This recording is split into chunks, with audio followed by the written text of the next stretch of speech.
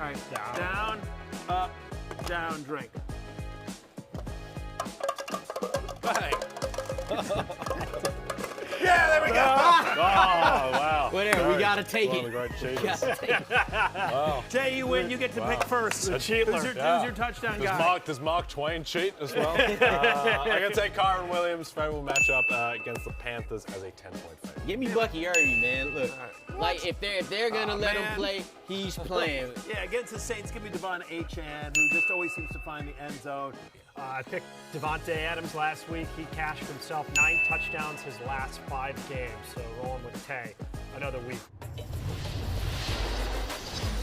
Fantasy Football Pregame with Matthew Berry. Winner into Week 14 here on Fantasy Football Pregame. We finally cashed the touchdown parlay. We are hot late in the season. George Savaricas, Lawrence Jackson, Jay Croucher. 1, 2, 3.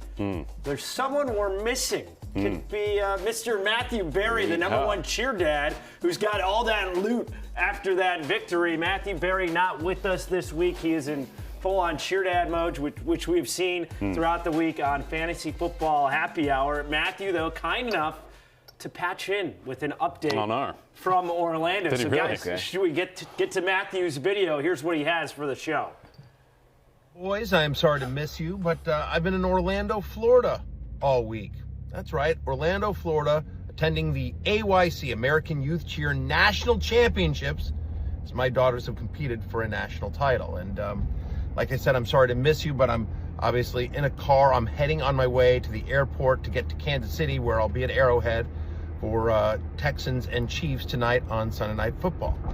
And there was just no way for me to be able to do this show, do Football Night in America tonight in Kansas City, and see my daughters finish second in the entire country. Let's go.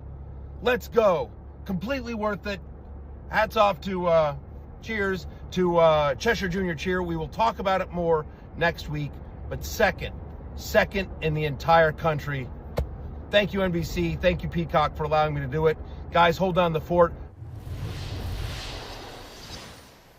Matthew's update there. So Matthew Berry traveling to Kansas City. Originally, we were slated to go to KC. The rest of us decided to stay back, hold down the fort here. Matthew, you will see him later on Football Night in America. And we got this from our pal Ryan Oswald, one of the regulars. No Berry to spill. Who's going to take up that role today? I don't know. We might have a clean table today. Could be a clean table. The electronics are feeling great today. They feel deeply comforted. No, I'm sitting in Barry's chair, which I'm not that. There's been a lot of crimes committed in this chair. What that smell like? Yeah, it's Your not. thoughts in the video?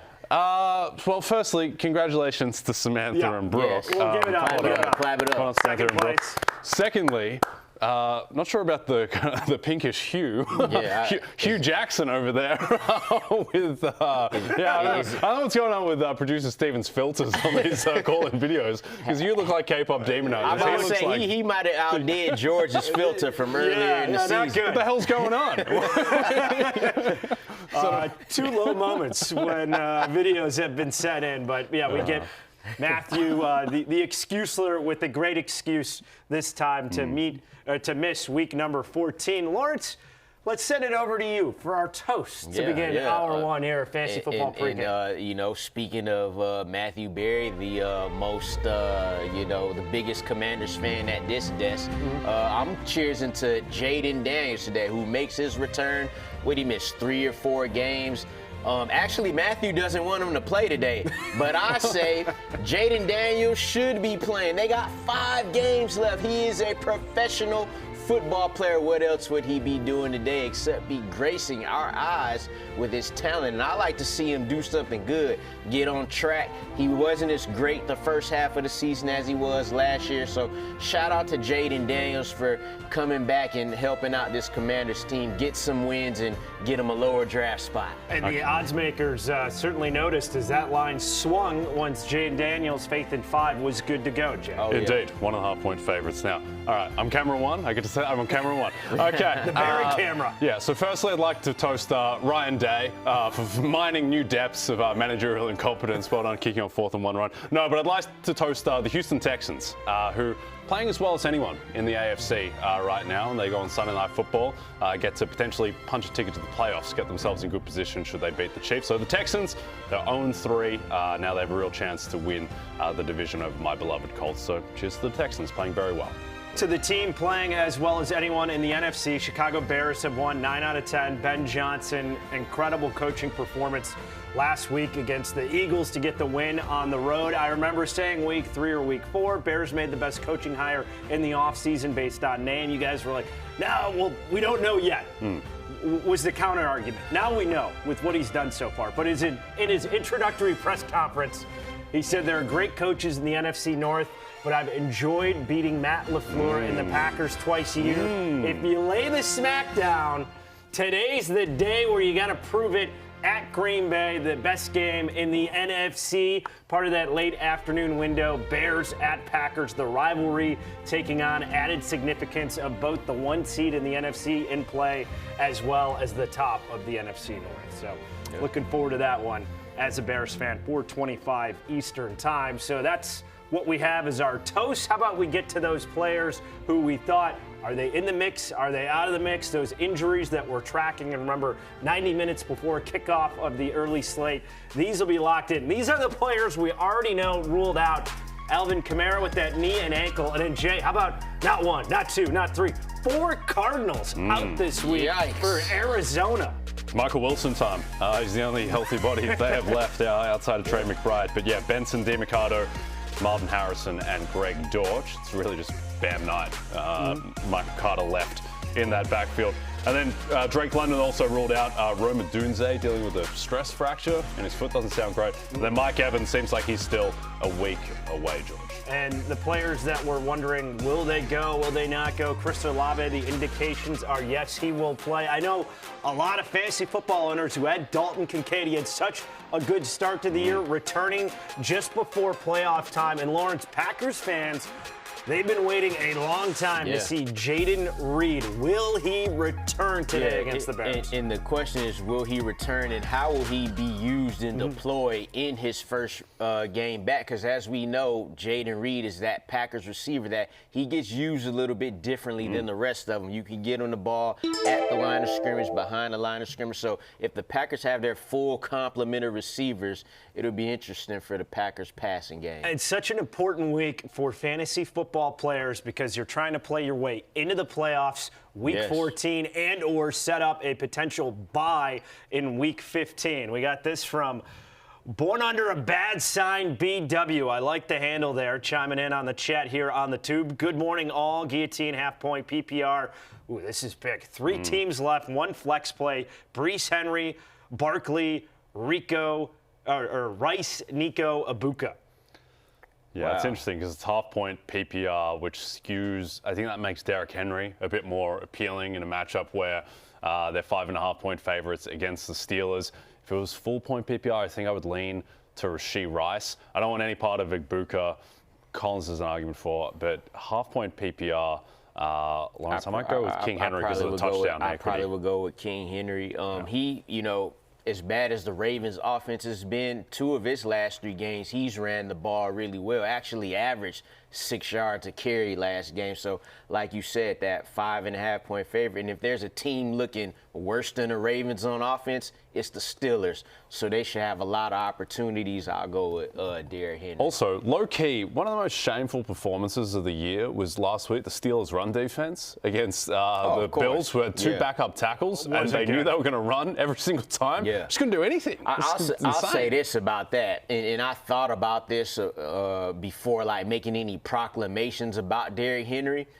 A lot of those runs that James Cook made, a lot of dudes can't make those. He was doing a lot of those cutback runs. He's got that next gear. You just outrunning dudes, beating them to the edge. So you got to take that into consideration too. But Derrick Henry still, I will go with him. Well, how about this for BW? You were shoveling dirt on the Derrick Henry fantasy obit about week 4 or week 5. I was ahead of the curve. And now he's back. He's back, yeah. Schedule got easier. Steve Beltis, 7001. Half point, PPR flex help. Shakir, Devin Neal, or Hunt. Pick one. Bonus note, Allen is QB for a potential stack. Man. I think I would lean Devin Neal just because Kamara ruled out. There's a lot of dump-off potential in that Tampa Bay game. Kareem Hunt going up against the Texans defense, you're just hoping that he falls into the end zone there.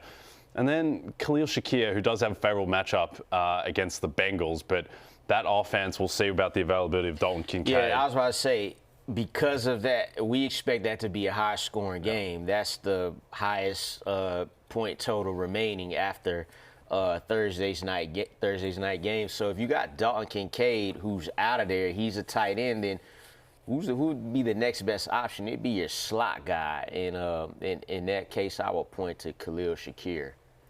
Yeah, we got that Bucks Saints over/under at 41.5. Over the years, we've seen some pretty crazy games in Tampa between those two teams. Our next question here. Bleed red and gold. Good morning, gents. Right back at you. Pick one. Wide receiver, Anna Flex, Mitchell, Godwin, Vele, Manungai, and Neal. Yeah, this is interesting. Of the wide receivers, are we buying what we've seen out of Adonai Mitchell last couple weeks, or are those statistical outliers where it's okay, you had a big week and now you're going to be chasing that and you could get a 2 for 30? Right. I don't know if that is to the tune of 8 catches for 102 yards every time, but I do think it's to the tune of he should be their leading receiver as long as Garrett Wilson is not in the game. Yep. I'm buying it in the sense of, it's not like he caught a couple of long passes. They had 12 targets in an NFL game with the same quarterback. Yeah, so I would go Adonai Mitchell there of the receivers. And then as a flex to pair with them, how do you feel about Kyle Manungai and his usage? I would go Kyle Manungai. He splitting the backfield touches, but he is getting the ball near the end zone when it's that time. It's not DeAndre Swift, it's Kyle Manungai. And he run with a different authority. Like, they trust these guys the same at this point. It's no longer Swift and then Manungai. It's like we going hot hand, and Kyle Manungai has been hot. And basically the breakdown has been, if you're just looking at rushes, Manungai's taken the majority of the backfield, call it a 60-40 split. When you also layer in third down and passing game work, that's where the snap rate favors Swift. I do agree where inside the 5, what's more likely? Bears move the ball down the field, Manungai falls in for a touchdown, or the Saints do, and it's Neal. I would go slight edge to Manungai just based on the touchdown equity we've seen the last 6 or 7 weeks since he's become a factor in that backfield. It's also, in theory, it's a difficult game, a difficult matchup against the Packers, whose run defense, they just held Jahmyr Gibbs completely down for a whole game. It's a good front. At the same time, the Bears, they've been able to run the ball against everyone. They played some soft rushing defenses, but still. They just dominated the Eagles. Yeah, exactly. So I think that it might just be, they've been, outside of the Colts, they've been the best rushing attack in the NFL this year. So I would lean Manungai there. Pedro Basaka, 53-13. Trust Hampton, who plays Monday, or pick and play between Adonai Mitchell, Godwin, or Neal, full PPR. And it seems like Hampton's trending towards playing. It would be more of a surprise if he didn't, but you're taking on some risk if you wait till Monday because we haven't had confirmation.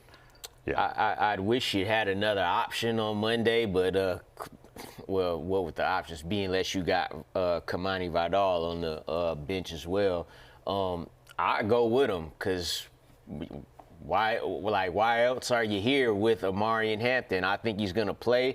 It's going to be a tough matchup, but again, we just saw what the Bears did to that Eagles defense. No Jalen Carter on that Eagles defensive line. That is big. So based on the choices, I don't know how you feel about it, Jay, but I would roll with Matthews ride or die. Yeah, I think the rude surprise that might be coming Monday night, it's not going to be about Hampton's availability. I think he's going to play. It's that maybe he's in a timeshare with Kamani Vidal coming off the injury, but I think ultimately, he's been out for a long time. They're going to bring him back only when he's fully ramped up. And the thing is, guys can come back and get big workloads immediately. We saw that Bucky Irving. Hadn't played in forever. Immediately comes back and just gets all the work. I suspect Murray Hampton, like this is a prized asset for the future, prized guy they've invested a ton in. They wouldn't be bringing him back if he was banged up. So I think that Hampton is the play there. And Lawrence, you were rightly all over that. I was wrong questioning you. Matthews also was when it came to Bucky Irving, and that matchup was perfect. And for fantasy players who had been holding on to Bucky Irving for 7-8 weeks, waiting for him to get healthy, they were rewarded not with a monster day, but a very fantasy viable day. He got the touchdown there, and what I noticed is that his touchdown prop was plus 125. It's probably not going to be that now for the rest of the season, so I just figured, like, take advantage of that. Like, the other backs are good, but it's like, hey, this is Bucky Irving. He was a top 10 fantasy running back before he went out, so, yeah. And we had some people in the chat chiming in, where is the ankler? And we told you for top of the show, those just joining, Matthew Berry traveling to Kansas City right now, was in Orlando all week. His daughters finished runner-up in a national cheer competition. So our burning questions now, these are 4 games that we're diving into, and Barry smiling because he didn't have to endure the elements this morning in a chilly Kansas City. I think you two guys are also. Jay was probably the softest, saying, no, 72 and sunny in the studio looks a lot better than 32 and outside in Kansas City. I tell you what, man, sitting out there and doing the show is definitely different than like either tailgating and drinking or playing the actual sport. Sitting here is a lot different. No, look, me and Lawrence, we look very tough. We have the tough aesthetic. We're not tough at all. We're anti-tough. We're very soft. Hand warmers on deck. So that first game, Steelers at Ravens, both teams at 500, tied at 6-6. Ravens favored by nearly a touchdown, -6. Over under 42.5. The questions we're getting into in this game: are you still starting Lamar, Lawrence, after 3, not just 1 or 2, 3 straight terrible fantasy games? Yeah, it's been rough for my boy old Lamar, but I will say yes, and this is why. This particular game looked different than the previous 2 games that weren't good for Lamar and that Ravens offense. You had that Zay Flowers OPI, which was kind of iffy. You had Isaiah likely fumble the ball into the end zone. That's 2 long touchdowns off the board right there for Lamar. And what I did like is that he threw for 246 yards last game, as opposed to those previous 2-3 games. It was 150 and 177, and he was only completing 50% of his passes. So, like, this game versus this particular team, he's got to get it together this game, and I think he does. Yeah, I think the problem is like there's just no rushing production since his hamstring injury. He's averaging less than 20 rushing yards a game.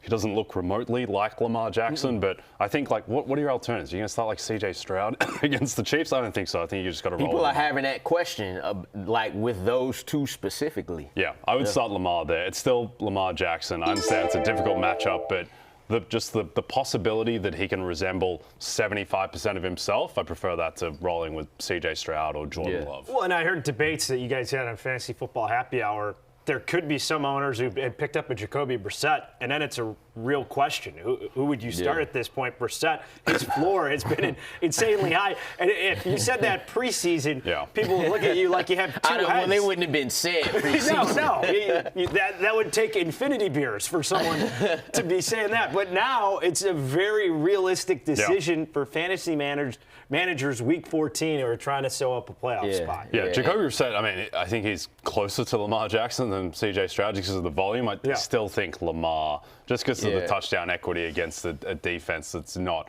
been particularly imposing, even though they have a pass rush. This should be the burner account for Fantasy Football Pregame after cashing our touchdown parlay. Easy money, 80-87. Bo, Lamar, or Daniels? This is a perfect question right here. These are 2, at this point in time of the season, comparable quarterbacks, and I would still go Lamar here. You got Bo Nix going up against the Raiders, who that's a good matchup. That defense is better than you think. You look at the over/under, that it's low. You got Jaden Daniels' first game back. So I would like Lamar here in this situation. I would go Daniels. I just think that if he's They seem to have confidence enough in the elbow. They're not going to roll him out there if he's not at 100% or at least close enough, given that they have nothing to play for. Going up against the Vikings defense that gives up explosive plays, I would roll with Jaden Daniels here.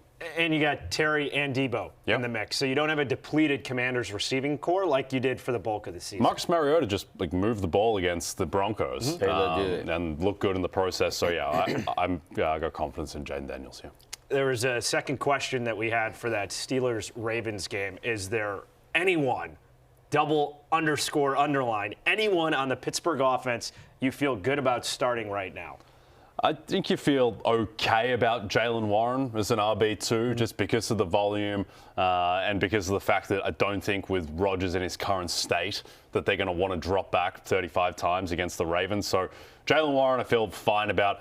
Don't feel good about DK Metcalf outside of as a flex guy, and then Gainwell, a desperation type of flex. So feel okay about Warren, lukewarm on Metcalf. You're starting to get the moody, surly Rodgers talking about accountability after their most recent I like loss. the follow-up stories, though, about Rodgers, about how everyone went to his house afterwards. It's all good. Well, that doesn't seem all good. They had a little kumbaya out there. Unbelievable. This guy was clearly an offensive lineman, the mad pancaker. Jaylen Warren or Michael Wilson, PPR. It's going to be Michael Wilson for me. When you got no Marvin Harrison Jr., no Greg Dortch, even if Greg Dortch played, it's still Michael Wilson. Hell, I might have started Michael Wilson if Marvin Harrison played. So definitely going Michael Wilson here, especially when they could be in that come from behind script. Yeah, let's see him have less than 100 receiving yards when everyone else is missing on Arizona. So Michael Wilson's the answer here. Because last week he fell back to earth, 34 receiving yards. Yes. That was with MHJ back in the fold. So let's see if he oscillates from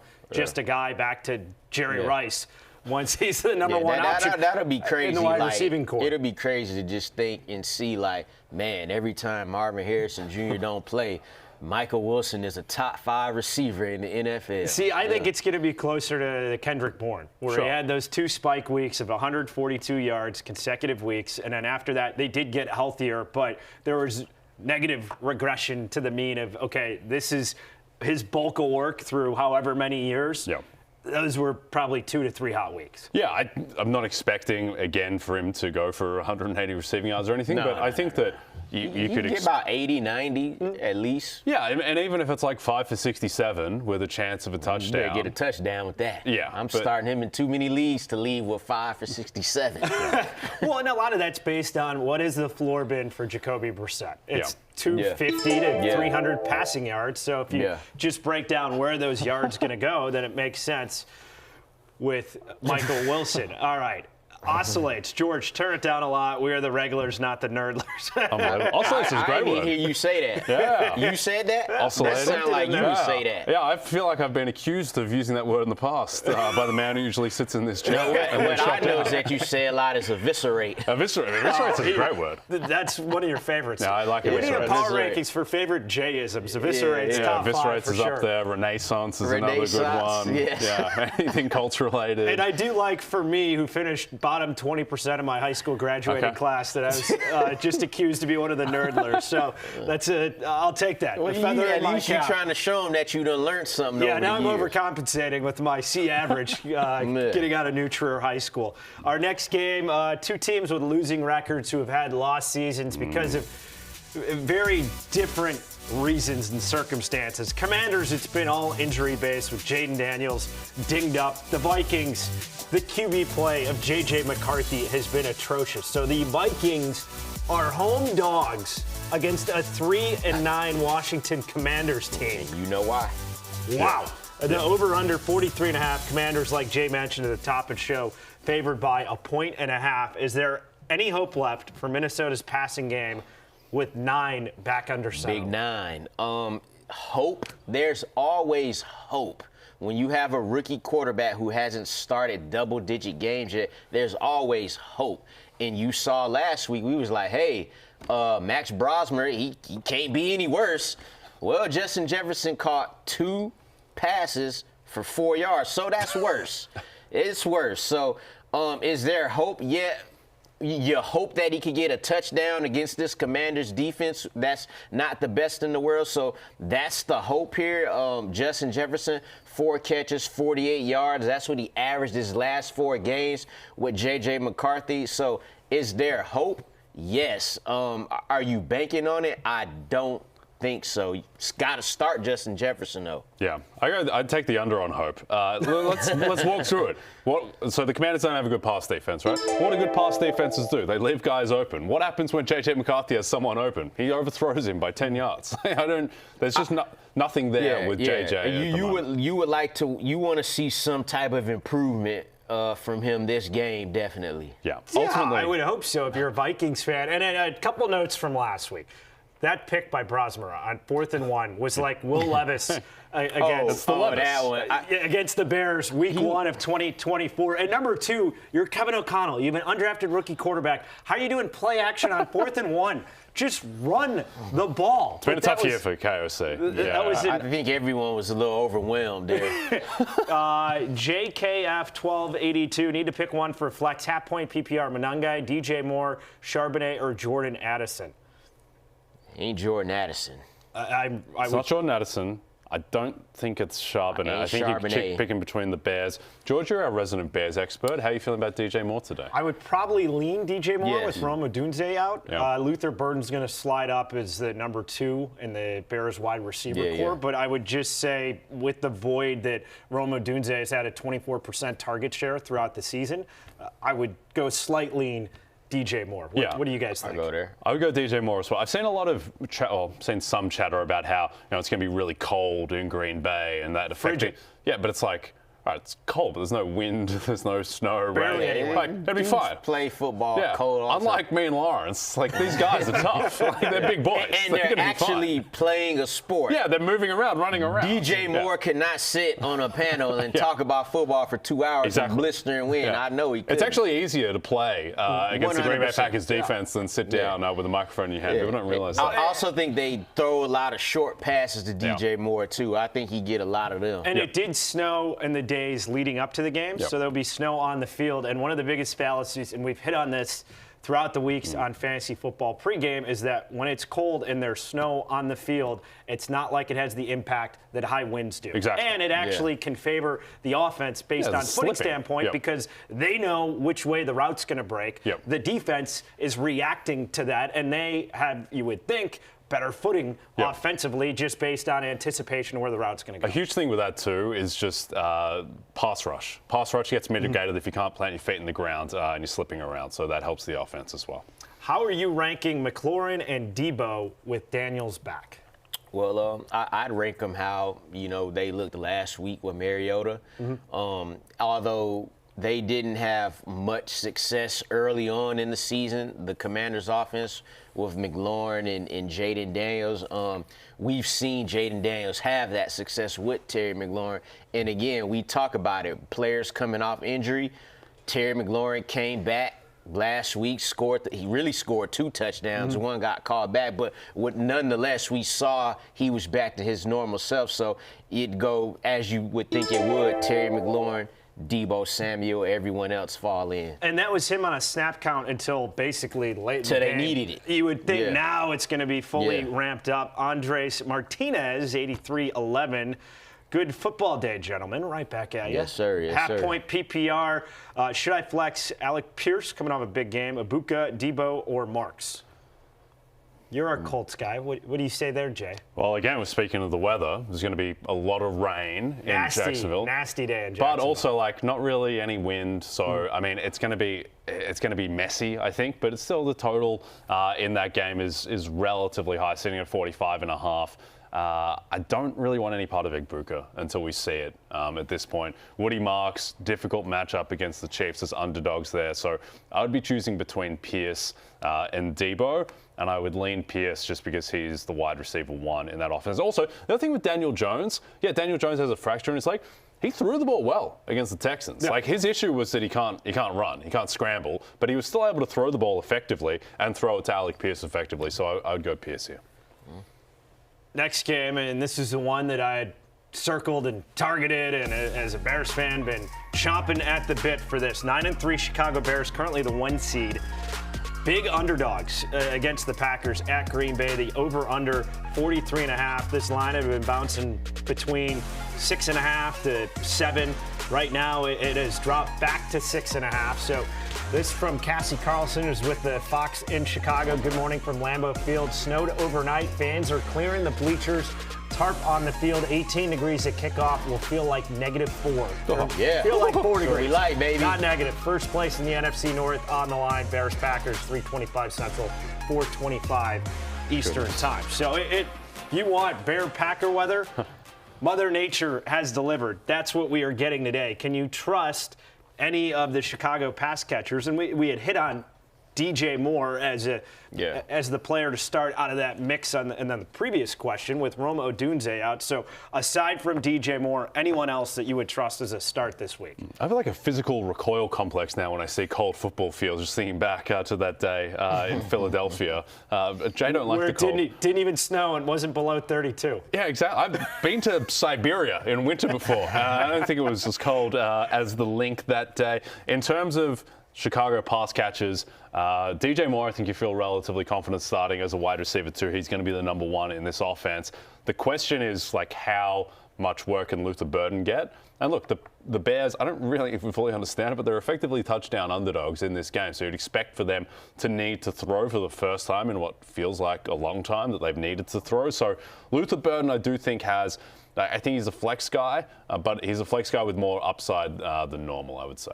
And I would say the same thing about Colston Loveland. If they're in a position where they have to throw, Colston Loveland has come on this second half of the season. So if that's the case for the Bears offense, look for him as well. Start or sit Jordan Love, Jay, in this matchup? Yeah, I mean, I'm surprised our man Matthew Berry has him ranked QB7 ahead of Lamar Jackson. I would say that I would still be leaning Lamar, even though they're in the same bucket, to use a term that's going to be very relevant with Alabama, Notre Dame, Miami shortly. But I would say with Jordan Love, it just depends just how much they're going to want to throw the ball. And I know that the Bears secondary has gotten healthier. Bears run defense is not a strength of that team.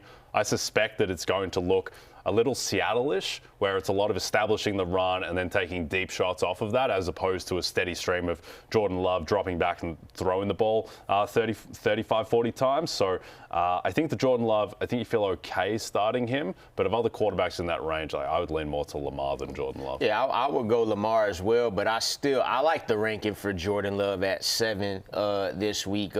Chicago's allowed multiple touchdown passes. I'm sorry, Jordan Love has thrown for multiple touchdown passes 2 of his last 3 games. Obviously had the big game on Thanksgiving with 4 touchdowns. So I actually don't think he would need 30-plus passes to have a decent fantasy day.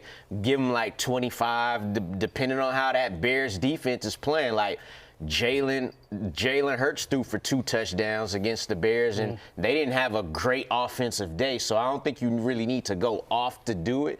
Just need to be fairly efficient. Stafford loses in Seattle. Drake May loses to Josh Allen next week. Jordan Love gets the 1 seed. Is Jordan Love your MVP?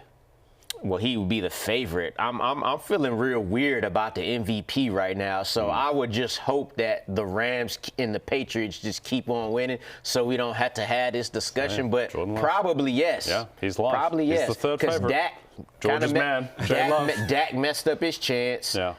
Here's your chance, Jordan Love. Yeah. He's had some weird clunker games, but Jordan Love has dominated the Bears historically, and you think if he's going to get up for a game and put in a vintage Jordan Love type performance where he looks like a top 5 quarterback in the NFL, this would be the team in the matchup. He's high variance. I picked Jordan Love to finish second in MVP last year. So you weren't wrong. You were early. Maybe that payoffs at some point. He get in there. The Sunday night game, and Jay Croucher had amended his contract and said if it's under 40 degrees, the show cannot go on site. So that's why we're here and not huddled together for body warmth in Kansas City. The Texans, 3.5-point dogs at the Chiefs. Kansas City must-win game. Otherwise, good chance they're going to be eliminated from playoff contention, which is wild. They are 6-6, over under 41.5.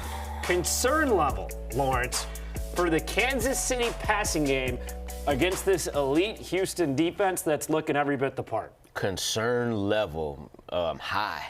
Houston defense is the best in the league. They got the best scoring defense in the league, only allowing 16.5 points per game. They allow the fewest fantasy points to quarterbacks. So alert for Patrick Mahomes there. We saw what this Houston Texans defense did a couple weeks ago against another elite quarterback in Josh Allen. Now, even if Patrick Mahomes, makes better decisions and his line blocks a little bit better, it is really tough to stop those two guys coming off those edges in Houston. So concern level is really high for any Chiefs. Yeah, obviously with Josh Simmons on IR, Jawan Taylor and Trey Smith both doubtful. It's not the greatest setup for Patrick Mahomes going against Will Anderson, Danielle Hunter. I will say that pass rush is mitigated much more when you can move around, you can scramble. And we know that Mahomes is arguably the greatest quarterback of all time, creating out of structure. So I think that'll be less of a concern for him as opposed to, say a Jared Goff type who's going to be a bit more susceptible to a pass rush. But I think ultimately, you're still starting Mahomes, you're still starting Rice. Worthy is what he is at this point. So I don't think fantasy-wise there's too much of a downgrade for the Chiefs offense. Relative to what you're doing most weeks, you're starting Kelsey as well. Family bragging rights on the line for this one from Thomas Hansen, 4370. Playing my little brother, need to beat him to get into the playoffs, the highest of stakes. I feel like he knocks me out every year. I'm leaving him out of the will if he beats me this week. LOL. Respect. Full PPR. Tajay Spears, Corum, Pacheco. Man, he made that whole speech and then came with these choices. It's really tough. Yeah. But no wonder your little brother beats you every year. I'm about to say, but it's good on both ends for you, Thomas, because if you lose, you'll keep him in the wheel, and if you win, you kick him out, but you win. In this particular, man, in this situation, I would go Blake Corum. It's tough because they could be in the situation where they're just running the ball. Kyron Williams still maybe dealing with an injury here. Blake Corum's been ramping up his touches and his uses and his snap share every single week. Pacheco, he's fresh off the injury. He hasn't done anything yet. And Tajay Spears I think Blake Corum has a better chance to get a touchdown than Tajay Spears does. Yeah, Thomas, or any of them. Yeah, Thomas, I'd spend the time just kind of ordering the family members that you want to put in the will over your brother. But I would go, again, it depends what you want in terms of upside or floor. Because in terms of upside, I think with a banged-up Kyron Williams, Blake Corum in a blowout and going wild in the second half, maybe there's more upside there. But I think for floor, Tajay Spears is the safest option just because, again, he's missed the 8 points. If you want them 7, 8 points, I think that's the way to put it. Yeah. If you want the 7, 8 points, Thomas, you go Tajay Spears. If you want to kind of go, not really go crazy, but, if you want the TD upside, Blake Corum. Yeah, I like Blake Corum. Tajay Spears and the Titans at Cleveland. 33.5. What are they going to do? They run up the middle into yes, they just might. Well, and the Browns have a great run defense. So you already have poor weather conditions. You're going up against a stout run defense. And I know Tajay Spears, PPR-wise, can get some catches, but I think that's just going to be a mucky, ugly game. If you have 6 receptions for 17 yards, that's 7.7 fantasy points. Otherwise known as the Ashton Genty. Yes. Are you still trusting process over results with Woody Marks, Lawrence? A little bit, at least 14 carries in 4 straight games. The problem is he's not averaging 4 yards a carry, and you're going up against a top 10 run defense in a game where you don't expect a lot of points, so you just have to trust the volume. Yep, low-end RB too. Yeah. Let's get to shot for shot, the predictions that we feel real confident in for Week 14. Jay, you are our first guy out of the gates. Yeah, I'm going to take the Seahawks to cover 6.5. I saw what they did to Max Brosman. Now, Kirk Cousins is better than Max Brosman. For Kirk Cousins, he cannot move, and he's going up against what might be the most fierce defense in the league. So I think that Seattle's defense, they define this game. Seahawks cover 6.5. All right, we talked about Ravens-Steelers earlier. I'm going to go Ravens to win alt line minus 8.5. Look, Pittsburgh running backs went 17 carries for 58 yards last week against Buffalo's third worst rushing defense in the NFL. Look, I talked about earlier how that Ravens-Cincinnati game coulda, shoulda, woulda looked different. And again, Ravens, you're not going against Joe Burrow. You're not going against Jamar Chase on offense. So give me the Ravens to get back on track, win by the alt line, minus 8.5. We had said you can't trust any Steelers pass catchers fantasy-wise. That is true. Gambling-wise, different story. I'm going Darnell Washington over 22.5 receiving yards for the Steelers. He's done this 3 of the last 5 games, and he is coming off his highest pass snap rate, 88% last game of the season. I think he gets over 22.5. He gonna catch it at 7 yards and drag him for another 27. You're damn right, Lawrence. That's it. Okay, Cookie, or as I've coined him,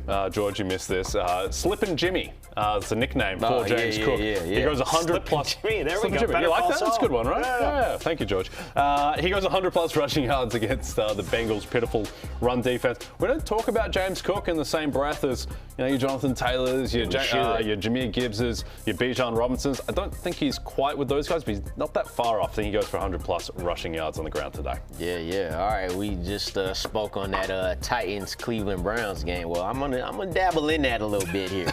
I'm dabbling in that. Shador. Here we go. Yeah.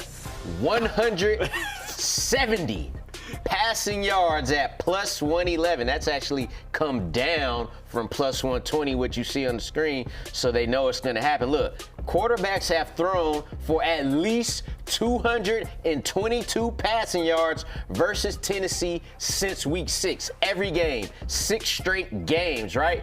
They've also thrown for at least 220 in 10 out of 12 games versus the Titans this season. So I'm banking on Shador to throw for 50 yards less than that. He threw for 209 his first start, 149 against the Niners. Against a bad Titans team, I think he's getting over he's getting 172 here. Lawrence shooting for the stars for Shador Sanders with his second shot there. If he doesn't get it, it'll be the first time a quarterback hasn't reached that number versus the Titans all year. Yeah, Titans are terrible. So I get where you're coming from. Like them? Yeah, don't think they're good, huh? Not so much. We're sad to see they were eliminated from playoff contention last week, and that was made official. This number on this next game that I'm looking at, Bears-Packers, I had hooked it at Bears plus 7. It's now at plus 6.5. Doesn't give me much concern. I think it should be closer to plus 4.5, plus 5 in that range. I don't know that the Bears necessarily win. I do think they're able to keep it close. Packers, one of the worst teams in the NFL at defending the inside zone run. The Bears, one of the best. We just saw that last week against the Eagles. I do think the Bears can move the ball with the running game. This has got like 20-17, 16-13, shades of Panthers-Packers type game in Lambeau written all over it. So I take the Bears, not bold enough to say they win outright. Bears to cover. Okay. Like it, George. A very objective take from you. I'm going to go Patrick Mahomes over 22.5 rushing yards. I think he's going to be running for his life against this Texans pass rush. And Mahomes, we've seen time and time again in playoff games, he ups his scrambling. He has less self-regard because he knows what's on the line. This is effectively a playoff game for Kansas City. They lose this, their season is essentially over. Patrick Mahomes goes for 23 plus rushing yards. All right. I'm going to go back to your game, George. Bears and Packers here. Go to the guy we talked about earlier, Jordan Love. I got him throwing for at least 220 and 2 touchdowns against these Bears. Now, the Bears pass defense, middle of the pack the past 4 weeks, so gotten a little better. Here's the thing, though. They win against Mason Rudolph, J.J. McCarthy. They win against Jackson Dart. He didn't throw any touchdowns. He had rushing touchdowns. And then they win against Tyler Huntley. I think Jordan Love's I think he's a little bit better than all them guys. I expect him to throw 2 touchdowns, 220. Book that. Jordan Love, let's get it. Great comment from Aloha Bricks, who's always been among the regular power rankings with your Shador Sanders take.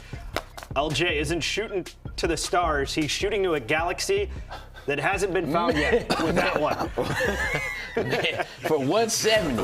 Man, for 170. For 170 yards. For me, Sunday night football game, Texans, Chiefs. Texans have won 4 straight. Chiefs battling with their season on the line. What's going to decide this game, and you had mentioned it, the Chiefs' offensive line is not what it was a year ago. Trading Joe Thuney, they have so many injuries. The Texans' front four is going to decide this game. I think the Texans cover. I think the Texans win to rip off their 5th straight, and the Chiefs will plummet to 6-7 in the month of December. Texans are winning this in primetime on Sunday Night Football. Okay. Regulars also saying we should all be taking extra shots since Barry's not here. Slippin' Jimmy sounds so wild. But it's a great name. I mean, it does. It depends on the context in which you think about it. So KGE's, mine's in the gutter a little bit. What were those neighborhood parties that we were talking about that Barry had been to? I guess we'll save that for another week.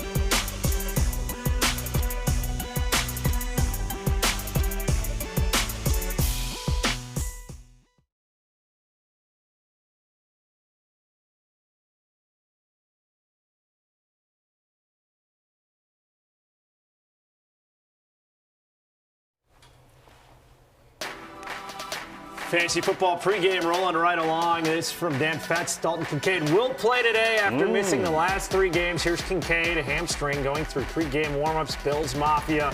Of course, we have a snow game in Buffalo, but fantasy managers everywhere rejoice. You have Dalton Kincaid, week 14. He is active. Olave, like I mentioned earlier in the show, expected to play. Confirmed active. Dylan Sampson will go. How about Parker Washington out for the Jags? He had some pop-up fantasy weeks recently, Jay, in the last month. He was afraid of my Colts. Doesn't want the showdown in the AFC South, but that is pretty material. I think that the main beneficiary is going to be Brenton Strange, who gets a lot of work over the middle in the same areas of the field as Parker Washington.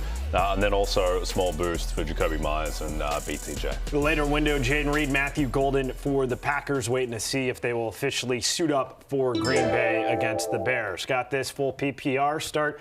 Quentin Johnston or Kincaid? Dalton Kincaid by a long shot here. Yep. You got this expected high-scoring game. You got Kincaid going against the Bengals, worst against tight ends in fantasy. Easy choice for me here, Sam. Yep, Dalton Kincaid, easy one. Yeah, QJ hasn't looked great. I know last week he had a touchdown, but it was 3 catches for 20 receiving yards. Hamstring, and there's not an explosive passing offense because there's just not enough long developing routes with the offensive line. Yeah, I don't want any part of QJ. They got no time to throw right now for Justin Herbert. Who do I flex, Michael Wilson or A.J. Brown or Hampton from Mario Dominguez? I think it's A.J. Brown. A.J. Brown. Yeah. And I say that having had A.J. Brown on the hate list earlier this week, but just based on the talent of the player, based on what he's done his last 2 games, in this exact scenario, you definitely go with the better player.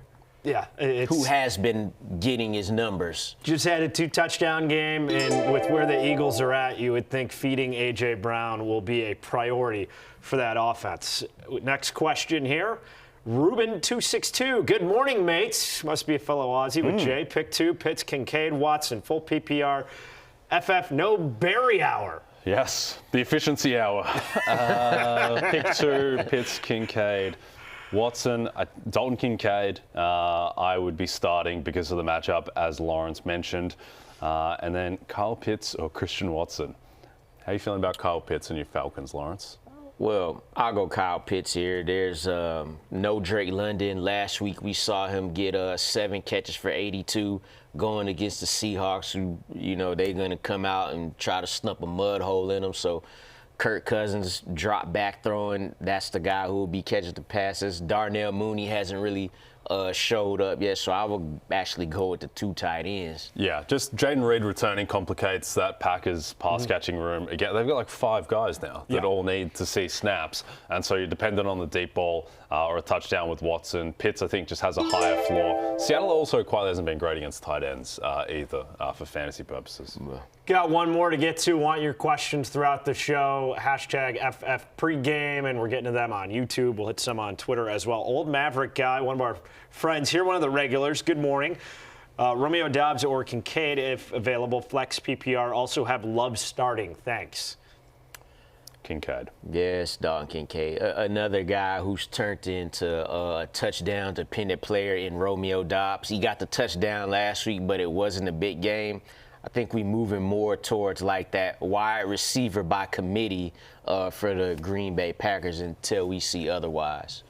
Yeah, and we got Aloha Brick saying in the chat, Packers have a lot of decent wide receivers. They don't have a true star. And we see that week to week. Dontavian Wicks out of nowhere, multi-touchdown game. Romeo Doubs against the Cowboys in primetime earlier in the year had that explosive game. So any week, it seems like someone could fill that void as the de facto number 1 for the Packers, but it's not consistent week to week. Yeah. Top waiver ads. These are players available in more than 50% of leagues. We base this on Yahoo. The Bam Knight experience still a go for the Arizona Cardinals' Trey Benson, whose window had opened, still not getting to the point where he's ready to be active for Arizona. Jonathan Gannon, the Cardinals head coach, said he's still working his way towards that point, but wasn't speaking in such overwhelmingly positive tones to think he's going to return even necessarily next week. So Bam Knight has become a very viable player. Yeah, he scored touchdowns in 3 straight games, and so I think that he is a viable RB2 type, a low-end RB2. It's a very difficult rush defense in the Rams, but yeah, Bam Knight, I think you could do worse. Colin Wadley, C-Rod, Sharps, or Knight, PPR, must win. They're all cut from very much the same cloth. Yeah, I'd go Bam Knight as well, just because Knight's been the most consistent. More confident in the workload. Also, Bam Knight, he does get dump-off passes. They'll run if they're in close with Bam Knight, so I would take him. And C-Rod gets 0 when they work in the passing game. When they type out C-Rod like that, they need to capitalize the R. You don't like Crod? I don't, because then I'm thinking it's Crod. Yeah. I was like, were you making fun of Jay Crouch or something? Like, I love it. Yeah, it's a great name. Cris Rodriguez sounds like a character on like season 3 of The Shield. Vic Mackey, Detective Cris Rodriguez. Shout out Vic Mackey if you're watching. Yeah. There we go. Michael Chiklis. I figured he's been waiting all these years for a shout out. Yeah. It must have been really Chiklis. heartwarming. Yeah. Over to wide receivers, and we mentioned Adonai Mitchell earlier, Luther Burden as well. How about Devon Vele at Tampa Bay this week? Art Vanderlei. Yeah.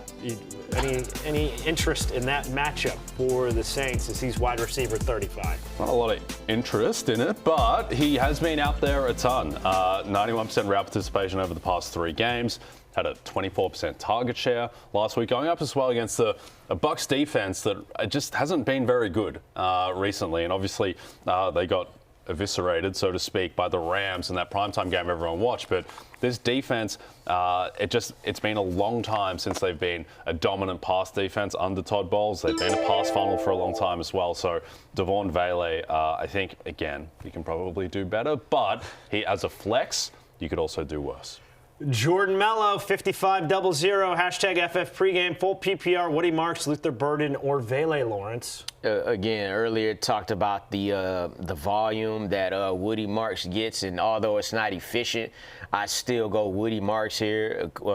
14 plus carries in the 4 straight games, so you know they're getting them the ball. We don't know which way the football could fall, turnover, this, that could set up for an easy touchdown. With the guys Luther Burden and Vele, because they're not running backs, they wouldn't be afforded that same opportunity. So I will go Woody Marks here. Yeah, Woody Marks. Feel good that he's going to get 14, 15 carries, and any running back getting 14 or 15 carries just has to be ranked ahead of Luther Burden and Devon Vele. Yeah, and he's getting you that passing work that you can rely on. So you got to take the touch count for sure with Woody Marks. And he's gotten high leverage carries inside the 5 and 10. It's not all Nick Chubb's work. It's kind of been a split based on hot hand and who's been the workhorse for that specific drive. Yeah, also very basic and subjective, but he just looks good to me. Yeah. Like he looks like a dynamic running back. He doesn't look like some plotter. And so I think that Woody Marks, at some point he will break a long run as well. Like he's not slow.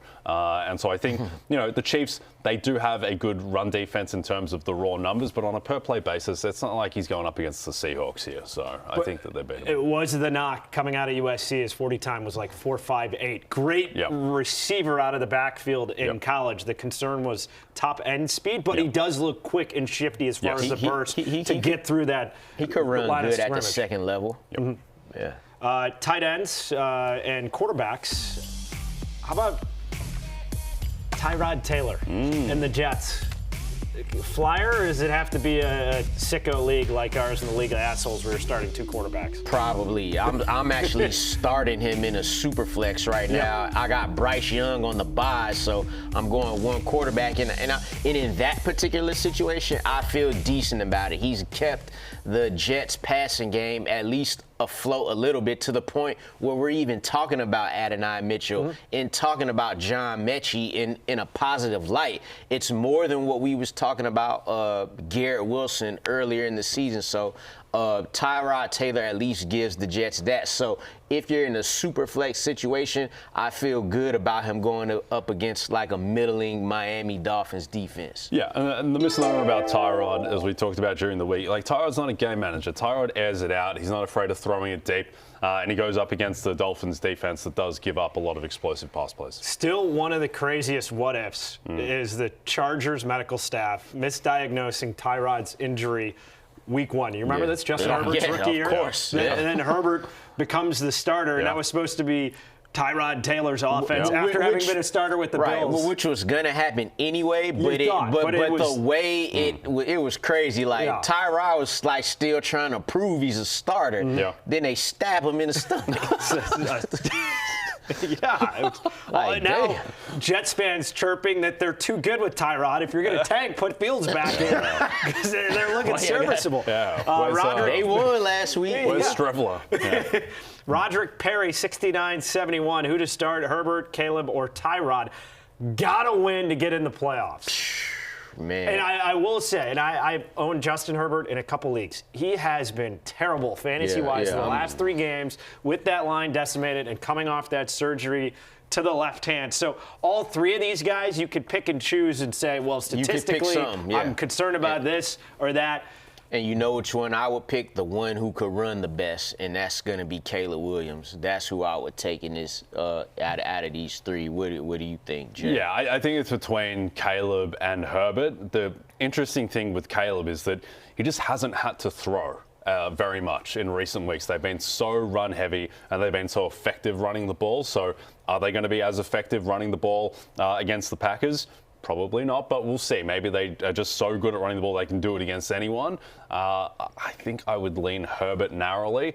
I understand that he has a broken hand, hasn't been very good lately, but no Jalen Carter. That Eagles defense doesn't look as imposing as it did a couple of weeks ago, but I would flip a coin between Herbert and Caleb. How much of that are you looking at the implied game total? And they're kind of a wash. Eagles, Chargers are at 42.5. The Dolphins, Jets are at 40.5, Bears, Packers 43.5. Or any of those that you think could outperform that, or it's all pretty comparable and you just go to the talent level as your choice? It's fairly comparable. I will say that I think that there is probably more disaster potential and a lower floor for Caleb. Yes. And it could be both ways, right?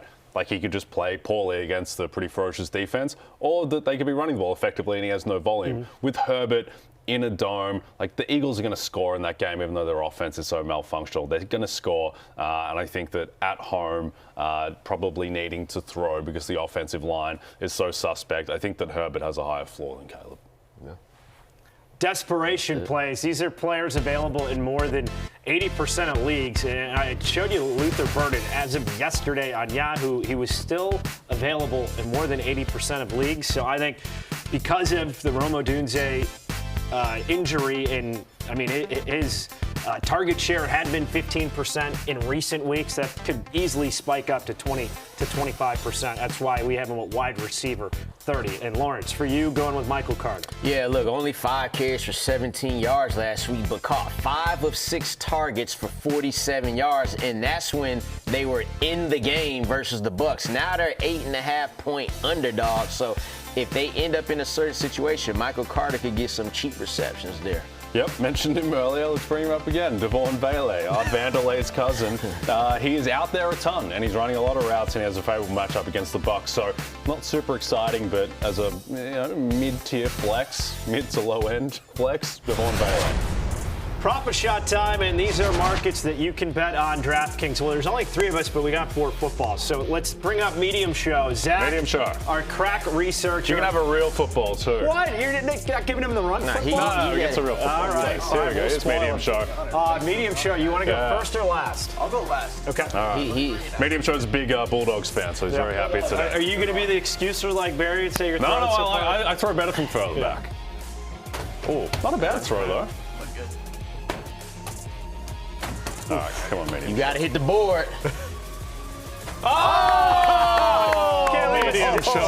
First time. There we go. The only guy that has a 100 and walking off and drops the mic. 158.3 passer rating right there for the Medium Show. Take that, Barry. That's better than any Ty Simpson throw yesterday. Yeah. Well done. Can't argue that. Batting leadoff, Jake Croucher. Matthew Stafford completions 23.5. Going to go over here. I think that the Rams will be looking to get the stench out of their mouths after that poor performance against the Panthers last week. The Cardinals, they're a bit healthier on defense, but ultimately I think that Stafford will right the ship here and go over. Lawrence T. Higgins, receptions, 4.5. Yeah, give me the over. He's done this in 2 out of his last 3 games. Bills, Bengals, over under 53.5. I expect the back and forth. T. Higgins will be heavily involved in that over.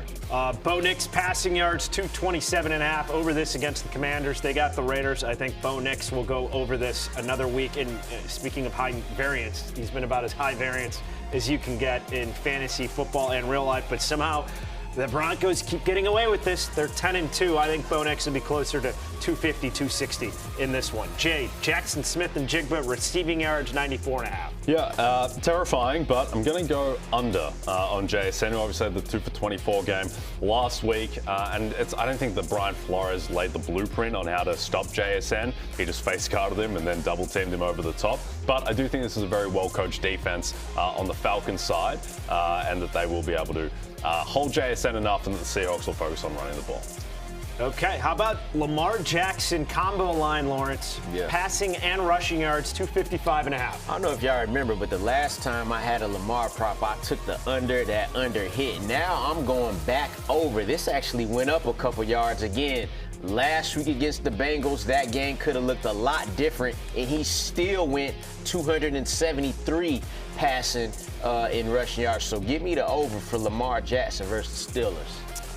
Bears prop here, DeAndre Swift rushing and receiving yards, 64.5. Swift over 100 yards last week against the Eagles. Why I think this will be over, even if Bears have negative game script, you would see a lot of DeAndre Swift out of the backfield from a receiving work standpoint. So while potentially he could have a 15 for 40 rushing yard type game, he could make up for that with 30-plus receiving yards. So I think Swift will go over in that prop. Our next one here, Bucky Irving, rushing yards, 69.5, Jay. Yeah, I'm going to go over here on Bucky. One, not concerned about the workload coming off the injury, given that he got an immense amount of work last week in the first game back. And then secondly, the Bucs are 8.5-point favorites. They should have game script, so I think the Bucky can get to 70 rushing yards. QJ, rushing attempts for Quinshon Judkins in the snow, 21.5. For the folks out there, I imagine QJ's Quinshon is the new QJ. Yeah, he's taking it. I'm gonna go over. I'm gonna go over here. Look, he went 23 carries for 91 versus San Francisco, and they was losing the game. Imagine if they're winning like they should be doing against the Tennessee Titans. This could be a trap, but I think they go over, man. Low over-under should be high carry number for Quinshon Judkins. All right, this next one, and it's been Colts breakout rookie Tyler Warren, who has put together a monster season to this point. This is a reception prop that we're looking at that he has gone over for a good chunk of this season. Tyler Warren receptions, 4.5. I'm taking the over. Was held under this last week. I think that's an anomaly. He had gone over this the previous 3 weeks. So 3 out of the last 4 weeks he's gone over. I think he's going to get to 5 receptions this week for the Colts. Our next one goes to Jay Woody Marks, rushing and receiving yards, 61.5. Yeah, I'm going to take the over here. He's gone over this number with rushing alone in 3 of the past 4 weeks. The Chiefs' rush defense on a per-play basis, not particularly imposing. And then he also, if they do get down and lose game script, he can get the scrimmage yards through receiving. Nico Collins, receiving yards for the Texans, 66.5, Lawrence. Yeah, I'm going to hit that over here. He's done this 4 out of the last times out in fairly easy, might I add. The Chiefs on the defensive backfield, they can be had due to the fact that their pass rush hasn't been getting us home as much as it has in past few years or even earlier this season. So give me Nico Collins and CJ Stroud to get on the ball to get over. This one's crazy. Patrick Mahomes passing yards, 240.5. Do you know the last time he went under on this? A while ago. September. Yeah. He's had 9 straight games over this. Yeah. So what am I going to do? I'm going under. Oh, no. I think the Texans' front 4 is going to dominate the line of scrimmage. I think Mahomes is going to have a tough night in Kansas City. I would probably fade me. and go the opposite. All of this. that being said, but I'm taking the under. That's my bold call this week. That Mahomes is going to finish like 232 and narrowly have the under for this market. Okay. Call me crazy. Yeah, George Savaris, one of the great overthinkers of our times. Yeah, some might say he's due. DraftKings Sportsbook, official sports betting partner of the NFL. New customers can bet $5, get $200 in bonus bets if your bet wins. Download the app, use promo code FFHH when you sign up. DraftKings Sportsbook, the crown is yours. Medium show should start for the Vikings. He's been in talks. He's been in talks. IR regular, naming my first child after Medium Show after that clutch performance. Unbelievable. Henry Meat Sauce, Medium Show, rightfully getting a lot of love. Put a Medium Show jersey on the wall. How does he not come back next week? Yeah. We might have to replace the Barry let's get rid of 29. McConkey. Barry 29, Barry get that out of here. McConkey can go. Yeah. Rise Medium Show. We got more names that can go for sure. Medium Show atop the rankings. Treating them better than Mendoza.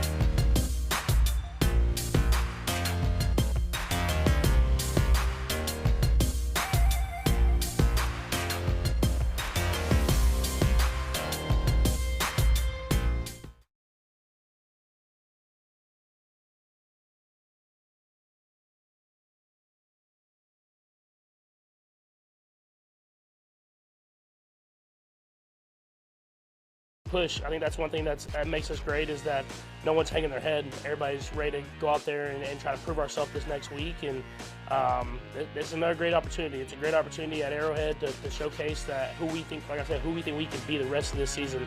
But it's going to start with Sunday. A really good football team that's playing really good football right now and has a really good defense. And so we're going to throw it all out there and try to find a way to win. And this will be a big game for us to showcase who we are and who we think we can be moving on the rest of the season. How about that tonight? Playoff hopes on the line. Two teams on the bubble clash at Arrowhead. C.J. Stroud and the Texans, one of the hottest teams in the NFL. Winners of 4 straight. Face Patrick Mahomes and the scuffling Chiefs at 6-6. That's tonight, 7 Eastern on NBC and Peacock. A lot of Chiefs fans will probably need a stiff one going into that one, just with the point of the season that we're at, and the Chiefs are 6-6, and usually the Chiefs have that on switch where it seems like this time of year, November, December, they can just elevate to look like, oh yeah, this is the team every year that makes the AFC Championship and is in the Super Bowl. It's in serious doubt, that streak of 7 consecutive runs to at least the AFC Championship. Yeah, it's tough to do. Yeah, but it's insane They that Mahomes made has it done look that. routine. Yeah, it's like LeBron getting to the finals out of the East every year. Just the incredible consistency. I do think that now the Chiefs no longer get the bump, be it in the market or just kind of mentally how we think about football, of like getting a bump for a must-win game. Because they keep losing the must-win games. There's a must-win game against Buffalo, against Denver, against Dallas. Yeah, they beat the Colts in a must-win game because they needed overtime. Like, the team this year, it's a very good team. The defense just doesn't have it, pass defense-wise, and the offensive line is a mess too. So this is a good team. It's not a great team. Perhaps, Jay, none of those was actually must-win games. We just said they were, because until it's, hey, you win, you lose, and you're mathematically out, that's a real must-win game. Well, they could lose tonight. And then you can just run the slate and you probably get in. Yeah. They would have some serious noon blues if they lose tonight. What's driving you to drink right now as we are past the noon hour, Lawrence? Oh, yeah, definitely play that Cue the music for music. this. Definitely play it for this. What's driving me to drink is this Titans and Browns point total of 33.5. That's low as hell. It's the lowest one of the whole season. And this time last year, when college football was still going on, we was talking about Cam and Shador as the top 2. I still believe in them, but, you know, you got one pass catcher in this game that has over 500 receiving yards, and it's a damn tight end. It's the talented Harold Fannin, and that's crazy. That is a tight end. So that's what's driving me to drink this 33.5 over-under. Like, the Bills are going to score that by themselves today, probably. Okay, I like it. What's driving me to drink? So Pittsburgh, Baltimore. This should be some great game. Aaron Rodgers playing Lamar Jackson for the first time. The AFC North on the line. Game sucks. It's not interesting. The Ravens -6. Their quarterback's broken. Rodgers is broken. There's nothing interesting about this. It should be a great game. So I'm in a different world. It would be, but I'm drinking for Pittsburgh, Baltimore. Not looking forward to this one. Yeah, they're kind of 2 trash teams right now. Wow, trash. You brought the trash moniker back after Bo Nix got it last year. It had been retired. I strategically deployed. Steelers do not look great mediocre. Right now. Very mediocre. Ravens, we're still wondering if Lamar, if this is a short-term health blip, and if he can. In 2 months. I know, but We finna see, yeah. For me, speaking of health, Daniel Jones. Oh, the dimer. The fibula crack at 8-1. Jay had whispers of a Super Bowl run for the shoe. Could still happen. We were talking about this offense in hushed tones like the 99 Rams, the greatest show on turf. Still happen. What has happened since then? He broke his leg. They've What are you lost doing from him? I don't know. They've lost 3 He had a or healthy 4 leg since that against- 7-0 start. The Steelers is The bad. Steelers beat him. I forgot about that. Yeah. Steelers is bad. A team man. that I just said the dreaded T-word about. How about their schedule, the next 5 for the Colts? I can't believe this. Uh-oh. At Jacksonville. Yeah, it's a win. At Seattle. Loss. That's home tough. against San Francisco. Yeah, we'll win that. Jacksonville at home. Win. At Houston. Lose. 5 teams with winning records. Yeah, we'll go 3-2. They could easily go 1-4 or potentially 0-5. If they go 1-4, 0-5. Carson I don't Wentz. think they go 0-5. They could easily go 1-4. This could be a Carson Wentz scenario where they completely puke on themselves the final week of the season to miss the playoffs by a game, Jay. No, firstly, don't say the name Carson Wentz when I'm in earshot of you. Secondly, 0-5. Spare me. We're going to win one of those games. 0-5. We're going to beat the Jags at home. 1-4. Yeah, it's possible. It will be fun. It will be fun. We'll go 3-2. Go 11-6, losing round 1. You know who thinks they're going to lose to the Jags at home? Producer Steven. I just got a Duval in my ear. It sucks. So, gotta just win the game today, Shane. I can promise you, and has John Tesh copyrighted the piano solo as Fantasy Football Rock from Regular Dank. A great name, Regular Dank, by the way. Great name. Love that. That's love the top that name. Lord since regular power rankings. Love that. Yeah. move him up. Move up the Dank. I can promise you, oh wow, Daniel Jones has cracked the top 10, but of course. I don't agree with that, by the way. I love the I don't agree with it either. But Jay, you want to talk about the guy who's one spot ahead of him, Jordan Love. Yes, as we've mentioned, he's been in my stable for a long time, Jordan Love. He's been a proud member of whatever club that I... The Crouch Club? Yeah, the Croucher Club. But he has I think a pretty favourable matchup. Even with the Bears getting healthier in the secondary, they still allow touchdown passes at the third highest rate this season. I think they will be susceptible to the deep ball. Here's the thing about Jordan Love. He's got 2 superpowers that no one gives him credit for. 1, he never takes sacks. 2, he will air it out. And even if you don't complete those deep passes, the threat of a guy who is willing to make those passes and can complete them at a reasonable rate just helps your offense so much. So Jordan Love, I feel reasonably good about him. Not as good as Matthew, having him over Lamar Jackson. I still feel reasonably good about Jordan Love starting him today. Nick Arena 82, Jordan Love or Jaden Daniels? Hell of a question right here. Probably Jaden Daniels because of the rushing upside and the opponent. I think people are a little concerned about Daniels' health. I go the other way. I'm the other way too with him. Exactly. He's going to be full go. He's 100%. They was talking about him missing the rest of the season. They got 5 games left and he's back. So I'm happily starting him. Is that like a month off?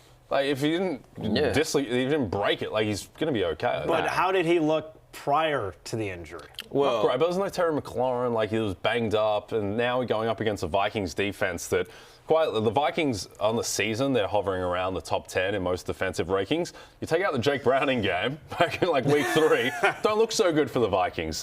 They've been, since week 4, the Vikings have been basically a bottom 10 defense in the NFL, and they give up explosive pass plays because they blitz so much. Jaden Daniels obviously can mitigate the blitz, so I think that Daniels is going to have a big day today. It was looking based on, I think it was DVOA or whatever. That's the worst loss ever for how bad the Vikings have become for the Bengals to lose 48-10 by the margin of victory as well. But sticking with Jaden Daniels, so Jay saying he's all systems go. You think sprinkling in his rushing yardage also makes him a very safe and comfortable must start this week. And yes, and I feel good about starting him. Some things you should consider, but you could still feel good about it. And to answer your question, George, how did he look before the injury? Well, weeks 1 through 7 in all the full games he played, he was quarterback 11 in fantasy points per game. So not quite the top 5 quarterback that he was last year, but still a quarterback 1. Minnesota Vikings defense up and down, like Jay said, because of all the blitzing and stuff like that. They've allowed 1 passing touchdown to a quarterback in the last 4 games, so I think that's interesting too. But again, Jaden Daniels and just how this Commanders offense looked, even with Mariota versus the Broncos last week, you should happily be starting him. Jay should be starting him in the League of Assholes because he picked them up for free after Matthew dropped them. Yeah, it's coincided nicely. My other 2 quarterbacks, I got Jalen Hurts, and my other 2 quarterbacks, my team's completely stacked, by the way. This is why they're my other 2 quarterbacks. Daniel Jones and Justin Herbert both dealing with broken bones. Jaden Daniels just sitting on the waiver wire for me. I can't believe it. I went to go look for it, and I was like, this son of a bitch. It disgusts me that Barry's won 6 straight now. Yeah, it's fine. He's not going to make the playoffs. No, hey, listen.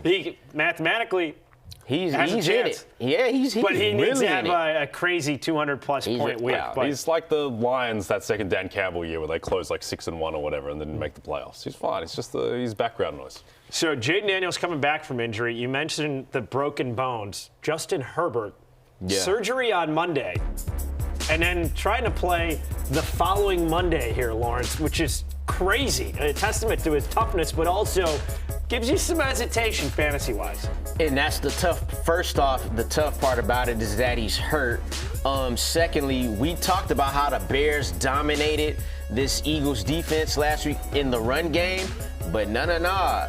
Versus the quarterback, Caleb Williams, he was quarterback 25 against the Eagles last week, so they still held it down versus the quarterbacks. And when you look at the Philadelphia Eagles defense in the last 4 games, they've allowed a total of 4 touchdown passes.